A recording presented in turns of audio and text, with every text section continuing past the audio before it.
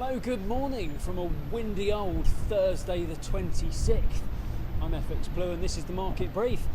So it looks like we have a perfect storm brewing in the supply chains. Every sector of the economy could be affected by these shortages.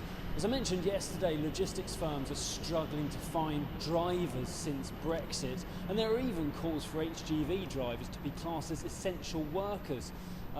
Brexit red tape adds delays to the deliveries.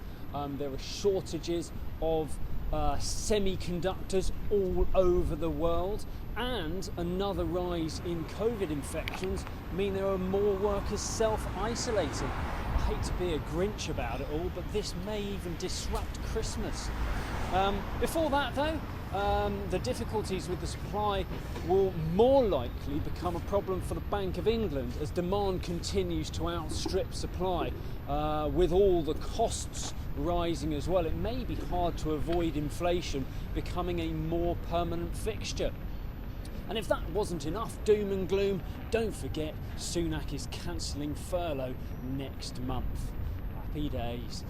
In the market though, sterling continues to drift along ahead of the bank holiday, and yesterday we drifted a little higher up to around 137.65 against the dollar.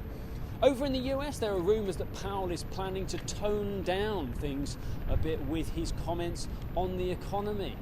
There are concerns that the US recovery may have peaked, and there are also concerns that rising numbers of the Delta variant may lead to a slowdown in activity and output. And that's of course while the US is suffering all the same supply chain issues as the rest of us.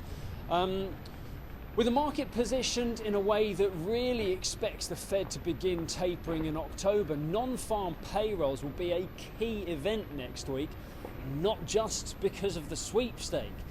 There's growing concern that job creation could slow significantly. But fear not, sweepstakers. We'll have an update on that with weekly jobless claims out later today, and we'll also have the ADP private employment reports to reference before I tap you up for a bid next week. We also have a second cut of Q2 GDP today. That is expected to see a slight revision higher from 6.5% to about 6.8%. But it's unlikely to have an effect on Powell's speech at Jackson Hole tomorrow. The dollar index slipped to a low of about 92.80 yesterday, and the euro dollar rather, starts today around 117.65. But that's it from me today. Join me again tomorrow. All the best. If you do not have a clue, then just tweet through and ask FX Blue.